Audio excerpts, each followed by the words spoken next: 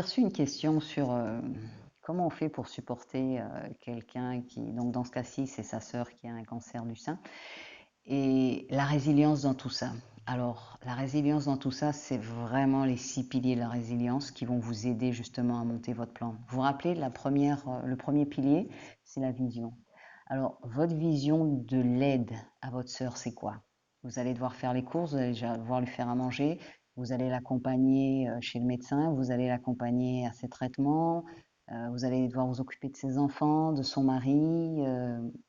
C'est quoi votre vision de l'aide que vous allez devoir lui apporter? C'est important de savoir ça, parce que vous allez peut-être devoir réorganiser votre propre planning pour être disponible pour cette personne-là. Le deuxième, c'est le calme ou la maîtrise de soi. Alors la maîtrise de soi, ça va être important parce que votre sœur, elle va passer par toutes les émotions possibles. Elle peut même devenir injuste avec vous, même si ce n'est pas votre faute. Mais vous allez aussi passer par ces émotions, mais il faut que vous arriviez quand même à les maîtriser un peu. Et puis, c'est pas seulement votre sœur, c'est aussi sa famille, c'est aussi votre famille, vos parents qui vont passer un peu par tout ça. Donc, il faut que votre pilier soit solide et vous allez le développer pendant. Mais c'est important de se poser ces questions-là aussi. Le raisonnement, il faut maintenir la tête froide pendant que les autres vont peut-être la perdre pour justement éviter que ce qui est déjà difficile à vivre se devienne encore plus dramatique. Vous voyez, là, vous avez déjà les 3 piliers.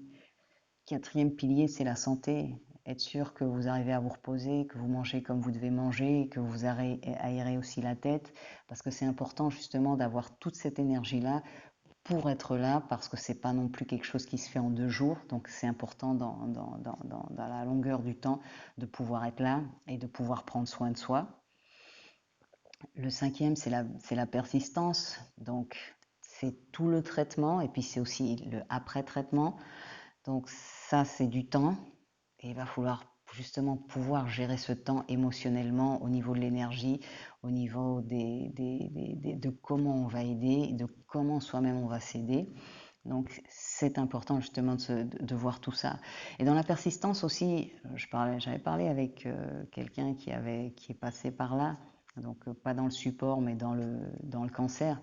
Et quelque chose qu'elle disait qui l'avait marqué très fort, c'est que donc pendant des mois, elle avait été le centre d'attention de beaucoup de gens. Et puis quand finalement elle en est sortie et tout ça, c'est ce vide, que ce soit au niveau aussi de sa vie, parce que toute l'énergie était là, mais c'est aussi de sentir que les gens autour de soi, ils sont plus aussi présents. Donc la persistance, c'est aussi là. Le dernier, c'est vous-même, votre support, qui va vous aider quand vous en pourrez plus, quand vous serez triste, quand vous serez en colère, quand vous aurez besoin de vider votre besace, vous allez vous tourner vers qui? Donc c'est important de savoir quels sont les gens qui vont pouvoir vous aider là. Parce que si vous n'arrivez pas, ça va être difficile de donner justement du soutien à votre sœur. Et dans le soutien, parfois aussi, c'est juste être là, hein. On n'a pas forcément les solutions, on n'a pas forcément les mots. Et c'est aussi quelque chose que parfois les gens se sentent, je peux rien lui dire qui puisse la consoler. Donc non, votre temps, votre présence complète dans le moment que vous partagez avec la personne, c'est peut-être simplement recevoir ses larmes ou ses cris ou quoi que ce soit. Vous ne devez pas avoir les réponses, mais vous devez être là. Donc je vous souhaite beaucoup de courage et nous restons en contact. À bientôt.